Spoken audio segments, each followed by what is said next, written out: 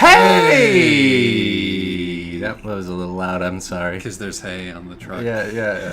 Hello, truckers. You guys missed it, but we were really excited to discover that we could actually see this. Bales and bales and bales of it. Going to Reading. All right, Dried grass. Gang, how are you doing? How's it going, truckos? We meant to have a truck ready for you last week, but it turns out that when you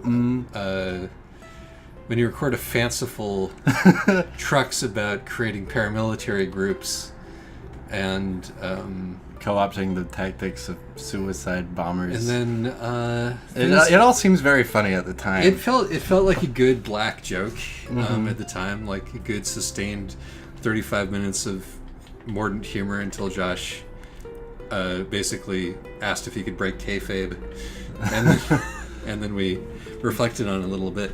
But we decided not to do that because it would have been in poor taste, given that the very day after we recorded it, there was a bombing, and we realized maybe the joke was never funny. Yeah, it probably wasn't. Maybe it was only funny. The kind of thing where it was definitely the kind of thing where the subtle cocktail of serious to ironic was only really obvious to you and me. Yeah, it might not have been transmitted in the way that we wanted it to be transmitted. Yeah, it might instead have felt callous, jejune, sophomoric.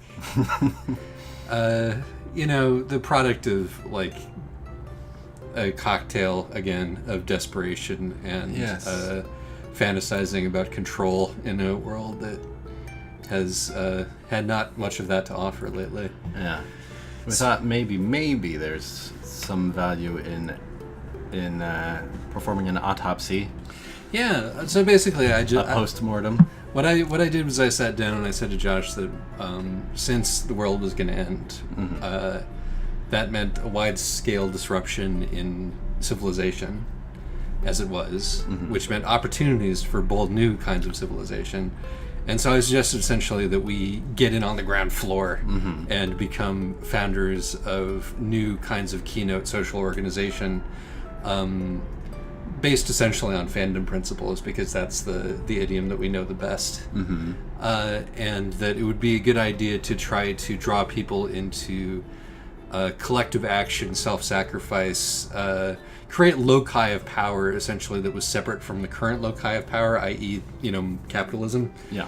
And not really pay much attention to who is holding that power, because you couldn't really get everybody under one umbrella. We've definitely demonstrated this. Right. So I wanted a kind of like a sorting hat approach where you could choose maybe between 6 to 10 different power structures / armies / guerrilla movements to join, and all of that kind of spitballing that you do in college when you're thinking about how to make a cult. Yeah. No news, just co-opt the magic of self-identification. Exactly, and get self-categorization. Get people to acknowledge a higher power. Essentially, yeah. It is our woeful individualism over here that is preventing us from knuckling under and throwing away our lives for justice. And I use that phrase, throwing away our lives for justice, and we use the phrase arm the left, which we should probably acknowledge at this point is Maoist in origin. I thought I had just come up with it. Great minds think alike. That was one of those unfortunate coincidences. Yeah, that was the Cultural Revolution that gave us that phrase, the bit where the Chinese government distributed weapons to the left, not in the same spirit, to the youth, yes, specifically, and told them to overthrow their elders to disrupt the hierarchy, which is essentially what we were advocating. In jest, right? And then one real life group of people who had founded a thing to rally around that was outside the current balance of global power killed a bunch of people who were in our demographic. Yeah. Like in a really vicious and calculating way. It was an attack designed to target fan behavior, girls, women, femininity, Western femininity specifically. Did you see that the fucking Daily Mail, playing the part, wrote the article about how, like, we can probably blame Ariana Grande's, is it Grande or Grand, her skimpy stage outfits for this? Like, Yeah, the Daily God- Mail God- and ISIS are definitely like they definitely have a few things in common ideologically. So basically, yeah, everything that I hold dear, more so I think than most terrorist attacks, was like specifically targeted by that one, and I felt really bad. Yeah. And it cast made us second it guess cast an it. unflattering light on what had come before. So I do want to point out. Well, not point out. I want to take a moment to reflect on the instincts that had us make those jokes, because Okay. I think there are some good ones. all right, tell. I think we have to acknowledge that there's like an element of sincerity in that joke, right? As with all humor. Absolutely. We find ourselves. It's funny because it's true Yes. that I want to become a cult leader and have And commit armies violent of, acts.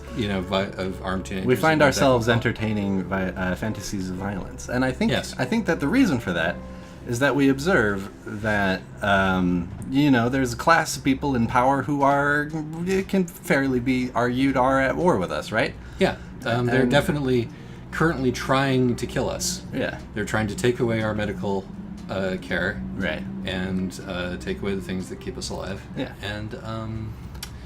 And suck all of and destroy the planet that we live on and deplete our natural resources and suck all of their money into the little domed communities that they are building for themselves, of the bunkers to outlast the apocalypse that they're trying to hasten in order that they will still be in power when it arrives. Yeah. All of that.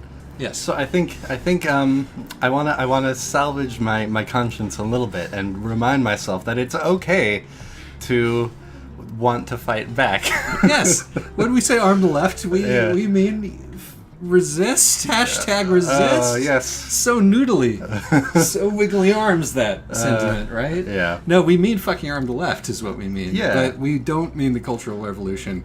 Please, if Please. you have, but seriously, if you have a chance to shoot every Republican, Oh God! Don't say things. The whole point of not releasing the last one was not saying things that would get us arrested. The thing is about this Trux right now is that we're gonna have a hard time continuing this conversation without falling into a similar pattern of joking around. I think that probably it'll be time to pivot soon and talk about Marvel movies. But while we're doing that, it's like I think there's definitely something. And it's like we obviously differ slightly about where we draw this line. I feel like there's something a little bit childish about revolutionary rhetoric. Yes. Like I feel that, and that was definitely part of what I was doing in that joke, is being like, what kind of chump does this? L. Ron Hubbard does this. So does Lenin, admittedly. Sure. But like the sheer overweening egotism to think that you can remake the world in your image, and the horror when people who are affected and possess that egotism are given the Absolutely. tools to do so. You can't make the mistake of thinking it's up to you to save the world, and that you have to perform some radical act. Well, you might have to throw your life away for justice. You might. There might arise the circumstances, and I'm always going to take the stance that we should be doing a little bit more than being, telling jokes on Twitter. Yeah, but I mean, we ourselves barely even tell jokes on Twitter. Josh does joke occasionally on Twitter. I mostly retweet wrestling jokes at this point. Yeah. So I mean, hats off to those of you who are doing the genuine organizing. it's true, but like I also got so mad at somebody on Facebook the other day who wrote an enormous, well-cited, multi-paragraph screed about the evil of white-owned restaurants selling culturally black food in Portland. Uh-huh. And I just was like... I'm sorry, it was you who wrote that screed? No, of course I didn't fucking write that screed. I got so angry at this person who wrote this screed, being like, This is what you choose where you choose to draw your battle lines.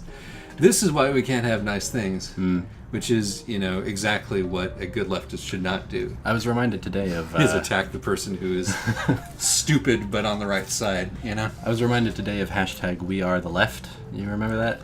I don't remember that. There was a hashtag for that? It was basically a Twitter beef, but it resulted in a bunch of like kind of Hillary Democrats writing an open letter to the snarky leftist Twitter about how we gotta have left solidarity, and within 24 hours that letter was like had a huge page-long tail end of like corrections because people wrote in about how they didn't do the language right, like they said trans men were subject to misogyny, a whole litany of things like that. Yeah. And so there it is. Which they are. Hashtag we are the left. Right, Right, exactly. Right It's just it's maddening.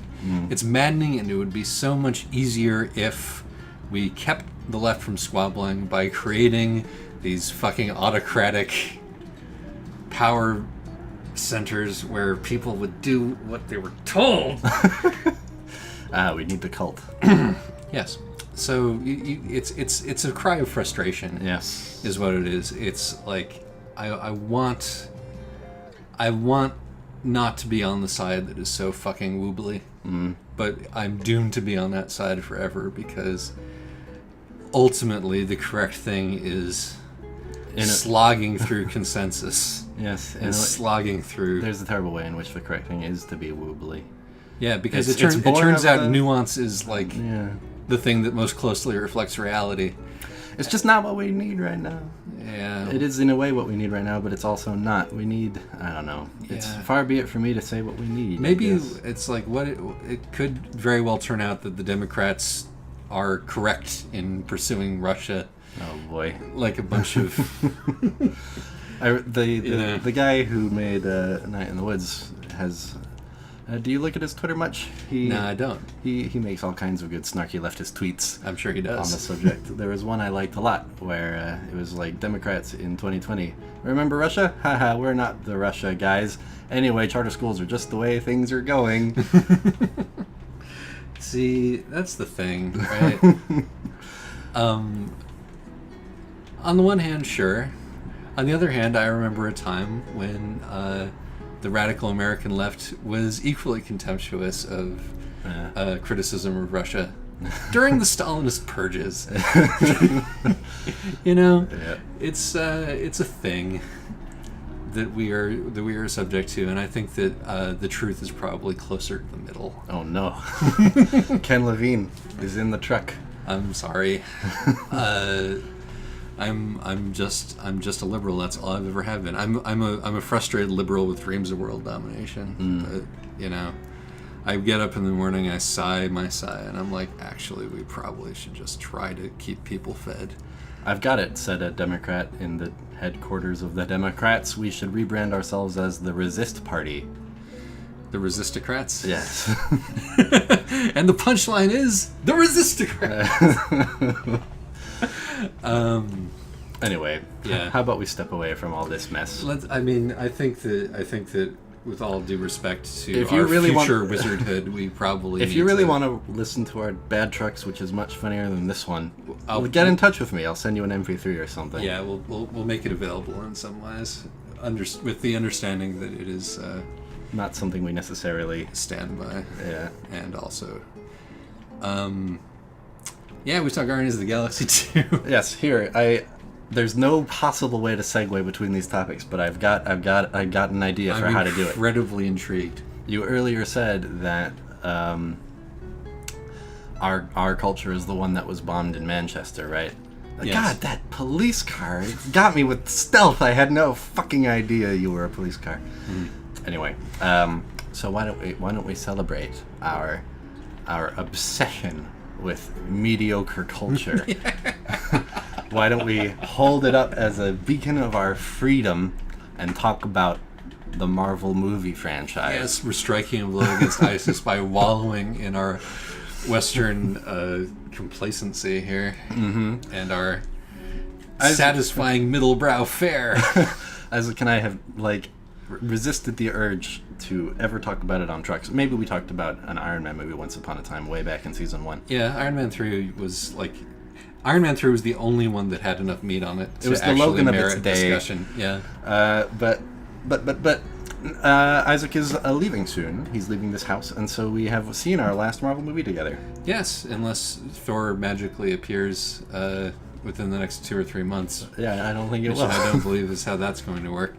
So yeah, so we've Which is too bad because the Thor movie looks really good, and I think the Guardians of the Galaxy movie was a little mediocre. it was fine, pleasant enough. But rather than share our opinions on the Marvel movies specifically, which we will do once we run out of other things to talk about. Yeah, I mean, I just want to tell you. So like what our experience of the Marvel movies has historically since Iron Man.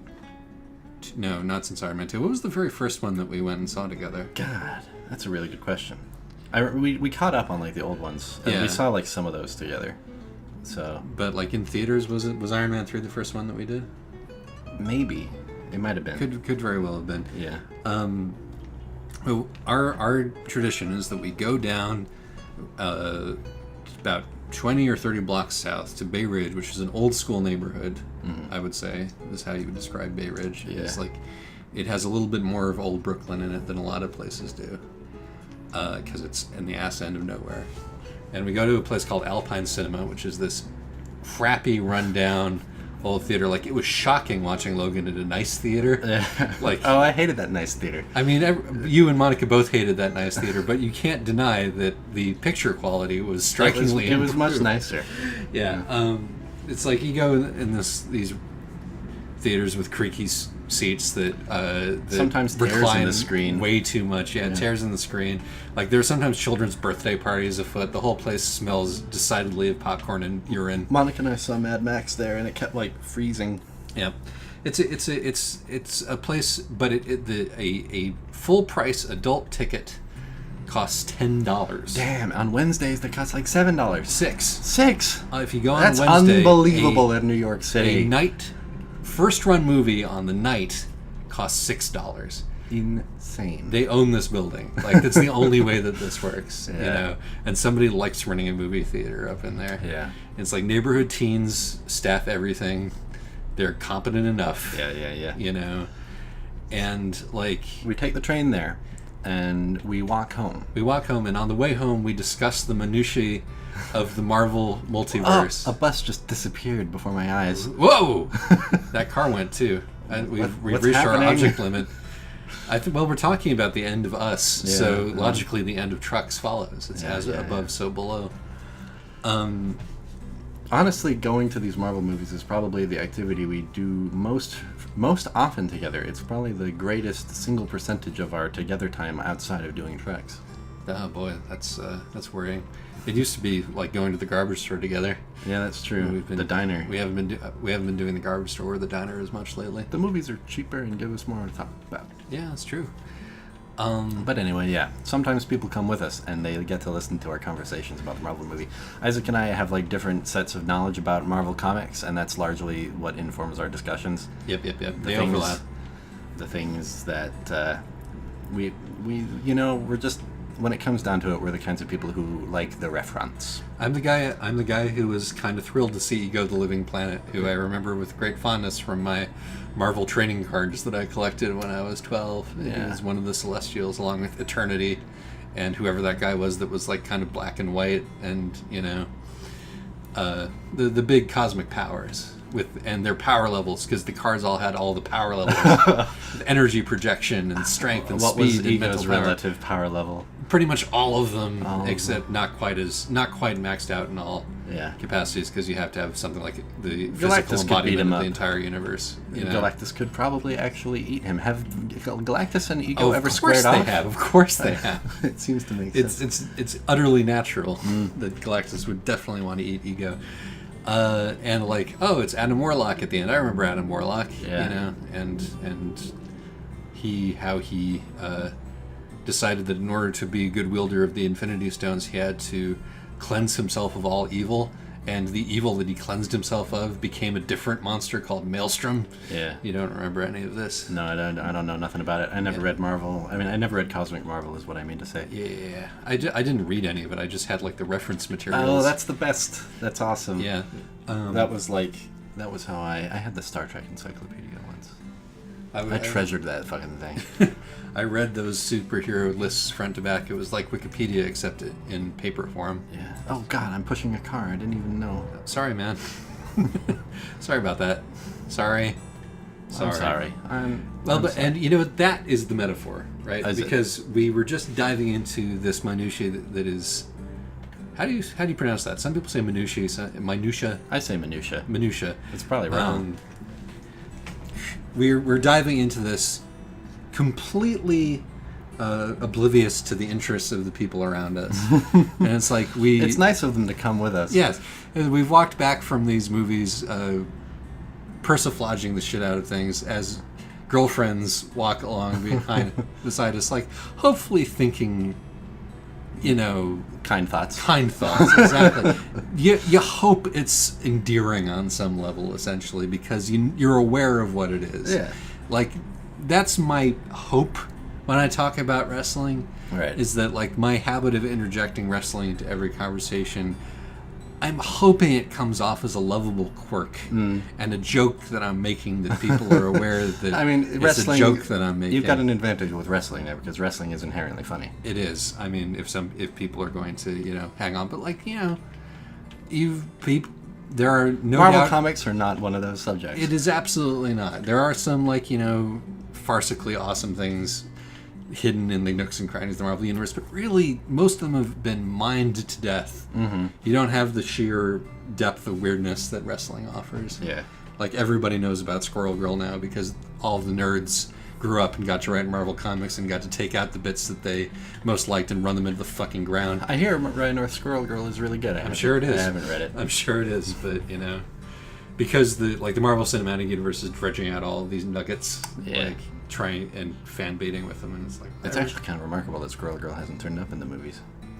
She's a mutant. Maybe she belongs to the other universe. And her claim to fame is beating Doctor Doom, who they also don't own. Yeah, that's the Fantastic Four stuff. So. Yeah. Silver Surfer would be nice, but they can't do him because he's in the Fantastic Four pocket. But our purpose here is not to discuss we're demonstrating. It's a trap we can We're showing rather than telling. Yeah. Which is okay to a certain extent. But like the Nerd Talk has vacillated in terms of its cachet. Yeah, over the years, like it was an uncomplicated negative at one point, and then like the rise of monomaniacal, hyper-focused superheroes in your Sherlockian vein. Yeah.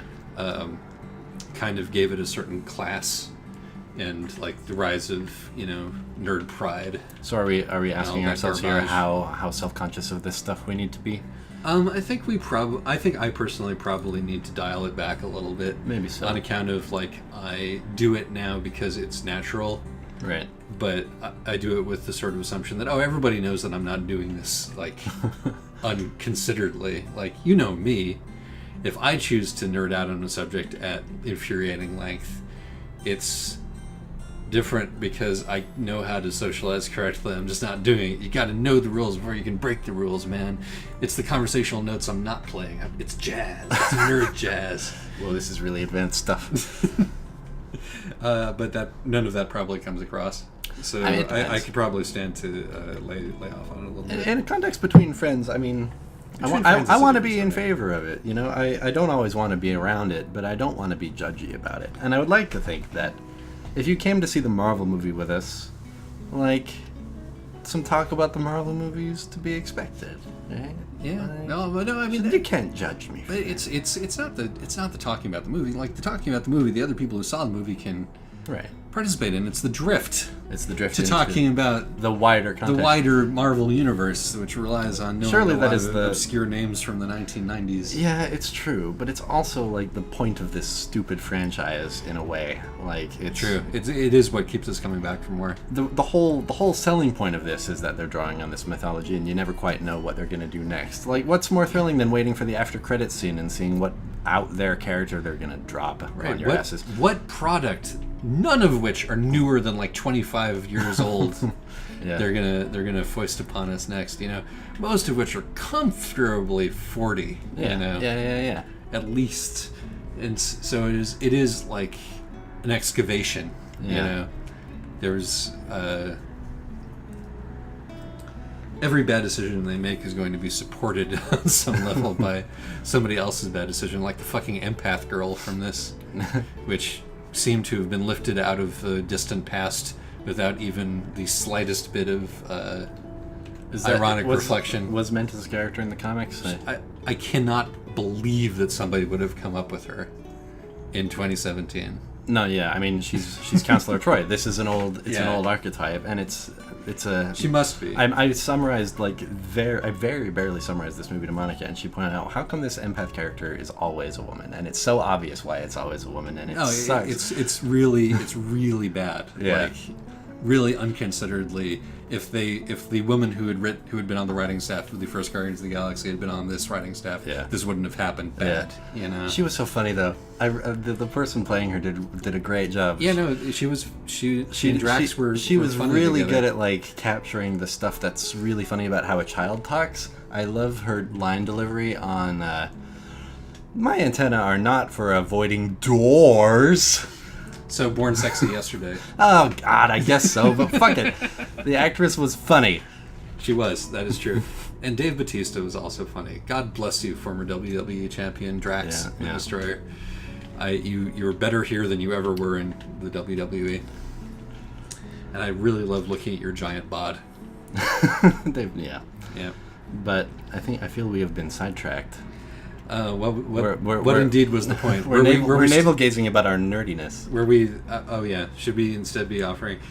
It was a very nerdy take on the idea of creating fascist death squads that I insisted that the future civilization required a sorting hat, and Josh did not take to that idea. And so the sorting hat is fascist. The sorting, I mean, it would be self-determination, you know, but you would still. That's not a sorting hat. People want to take the quiz, and when they take the quiz, they take the result of the quiz and determine themselves by it. You are telling people what to do when you let them take the quiz. Well, I mean, yes, it is. It is. You are, when you set up society in such a way that you can only be 8 things, you are encouraging people's self-assessment to go in, and some part of the lizard brain loves it. I want to be one of these things. Yeah, I'd like to be I'd like to be able to compare myself to the other 7 things. Yes, and know myself by the differences. It's appealing. It makes the world seem so nice. To make some sort of balance of that just... everybody. It means that every type has value. Yeah. Except for Hufflepuff. Oh, Hufflepuff. Hufflepuff has value too, Josh. Hufflepuff has its own proud traditions. That's important. Everybody has to have their own proud traditions. I got this idea in my head in the nerdiest way possible by reading 2 popular science fiction books of the day, which suggests to me that like fascism is very much on the mind of people who are thinking creatively right at the moment, which were called Two Like the Lightning and Nine Fox Gambit. The second of which is a less well-structured and less well-written, but probably more exciting and interesting book. In case any people who care about that kind of thing are listening to this. I would probably enjoy those books if I read them. They're in my room. You want to read them? Yeah, kinda. Okay, you can borrow. Yay. That was easily done. It's hard for me to read books. We've had this conversation before. I've had trouble lately. It's on my to-fix list. I've been commuting on a subway. Yeah, that helps a lot. I've read far, far more recently. There's a CJ Cherry book on the bed right now. Oh my god, I didn't even notice. CJ Cherry has been my constant companion lately. That's an author my mom used to like. She's really good. Before, but I don't think I've told Trux that before. I talked to her. She's really good. I never read one of her books. Did you say you talked to her? I talked about her last Trux because I was talking about how she could change registers from like more swashbuckly space fairy stuff that she can probably turn out to this really ambitious one that is like the second volume of this compilation book here, which is about an entire colony and its evolution on an alien planet over like hundreds of years and the rise and fall of different civilization models and all of this stuff. Sounds good. Yeah, no, it's super good. Science fiction. Science fiction, man. I kind of miss it. I grew up on it. Yeah, exactly. I haven't read any serious stuff. Guardians of the Galaxy does not strike the science fiction edge that I am talking about. It does not. Like I read science fiction voraciously between the ages of about 15 and 18 or 19, maybe 12 to 18 or 19. And for something that was such a huge part of my childhood, I pretty much abandoned it completely for a long time. Got into, reading serious literature and making sure that nobody could question the seriousness of my intellectual tastes when it came to the high arts. And then My great coup was when Here I at the found end the of great this- literature, which was also secretly science fiction. which was, Borges. hey, there you go. And then the science fiction, which is also secretly great literature, which is Ursula Le Guin. Definitely. And like I'm experiencing this wonderful renaissance right now. I think I've probably already mentioned this on Trucks, where I basically never read any science fiction written by women as a kid because the Culture Machine at the time didn't deliver it to you. it's like I learned, because this is again predates thinking about these things on the internet. Right. I found authors via authors talking about other authors and sort of osmosis as to who the big important science fiction authors were, and you'll be shocked to learn that male authors pretty much exclusively talked about male authors, and Asimov, Bester, Clarke. No. Asimov is all- boring for the most part. I read so many of his books as a kid. I liked iRobot, but my God. I remember I wrote a paper in my high school English class about the specific moment that Asimov Lost discovered. you? Or- No, that Asimov discovered that women existed. Yeah. What is? It was about the time he had a daughter. It's so unfortunate. You imagine, you would hope that he would at least figure that out when he I mean, got married. he had a famous female character before then, but Yeah. like the fact that she was a woman Yes. was like a science fictional oddity about her more than anything else. Yeah. And she didn't act God, I remember, like feminine in any way. I'm remembering the main female lead from Ringworld by Larry Niven. Niven? Niven? Is it Niven? That's such a stupid name. Pretty sure it's Niven. That's such a stupid name, Larry. But yeah, it's like, God, I'm not gonna bother summarizing it, but God. Yeah. But we anyway, need the Ursulas of the world. like for 20 years he wrote books that essentially had no female characters in them whatsoever, and then he in the mid 1970s he wrote a really weird book which had a society with 3 genders in it, and then he stopped writing fiction for like 10 years, and then when he got back to it he had female characters just in his books like normal. Were they fine? Were they good? Yeah, they were treated as humans, which was a new thing for him at that point. I have a great affection for Asimov, partially because I share his name, but partially because he seems like such a relic of a completely vanished way of looking at the world. I want to ask your opinion on an author I've never read and who I know very little about. Tell me. Stanislaw Lem. Oh, Stanislav Lem. I wrote in a college adaptation course. I made a screenplay out of the Siberiad, which should tell you how much I enjoy that, because Would you, in your enlightened adult brain, continue to recommend? Lem is fantastic. He is Carmsy. Okay. He's got that sort of mordant Eastern European thing going on. Nice. But he's also like a really good just writer as a writer. Cool. But yeah, I would try the Siberiad. I've really been looking for the sci-fi that feels the way like Mirror Moon EP feels. You remember that game? Yeah. Or the way which rises to the level of poetry, like sea beams glittering in the dark at Tannhauser Gate, a phrase which means nothing but which conveys so much. You might get a little bit of mileage out of your Lem. Cool. There. Yeah. Like, and also possibly out of some of your more psychedelic science fiction writers of the 70s. Yeah. But there's a lot of bullshit to wade through to get the good stuff out of that. Yeah, I'm sure.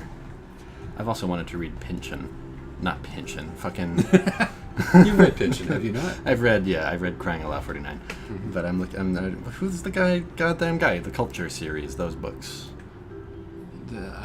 Yeah, I know who you're talking about. He has, the ships have incredibly zany names. Yeah, that guy. I've never read any of his books. He kind of came into prominence after I'd stopped paying attention. Yeah. Perhaps you can read him and tell me if there's anything there worth going on. I've had really good luck with female science fiction authors lately, and I have seen no reason to divert from that Stay course. that course, definitely. I've got I've got a lot more Cherry to get through. She's incredible. There are so many of those books with the cat people. I would like, for years, I would see my mom reading more and more and more of those books. It turns out that there were 5 of them. 5? Yeah. Okay, maybe she was rereading them. Could very Or well she was be. reading them very slowly. I don't know. Well, Could be she was rereading them. that's a fair amount. They're really satisfying, the cat people books. Cool. What is the culture of these cat people? What are they called? They're called fuck. I forgot. If you can remember this name, it's gonna like activate so many long dormant receptors in my brain, and I'll probably like. The name of the captain is Pianfar. The name of her family is Shanur. Then the name of the species, there's the Kif, the Mahendo-Set, Oh, these are such sci-fi words. I love it. the Shicho, and them. The most important one. You've driven it out of my Oh no. goddamn head. But they are. Let's just call them the Shatori. That's something else. So I can't remember what it is. They're lions, is what they are. Lions. That's just what they're called. The whole. Well, that's what they are. Oh, that's their whole social structure is based on lions. I see. So it's I.e., kind of a, the males stay home and like sort of are pampered or outcast and are kind of the figureheads of the clan, while the women go out and do all of the things. nice. And all of the things involves pointing ray guns at shit. Yes, there is some pointing ray guns and shit, but like it's mostly. There's a lot of war in Sherry, but there's more trade than there is war. She loves trade. Sick. This sounds sick. This sounds really sick. It's actually kind of like it's kind of in your like people doing space jobs and having sex wheelhouse. Yeah. You would probably That's what enjoy sci-fi these was novels. invented for. People doing space jobs and having sex. Yeah, there's a lot of really loving descriptions of undocking, you know, Yes. and In every sense. Easy one. but all right. So there we go. This Trux is not as complete and satisfying an animal as the Trux that we didn't use, but It's much, much more acceptable. it's probably yes. Us being nerds at each other. Sometimes you We've guys. proven it. It's more acceptable than certain other behaviors we can do. Yeah, I think that you're right. And it's like I don't want to like build up that the Trux that we didn't use as if it were like this big offensive thing. It's No, just it was just not very well it considered. didn't feel good under the circumstances. Yeah. If in a better world we might have released it, but we wouldn't have had any cause to make it. So True, that is true. Excellent Trux. fantastic. All I did was push one car off the road. Yeah, and speed. that wasn't even a problem. All right, everybody. All right, stay safe. A good trucko Bye-bye. to you all.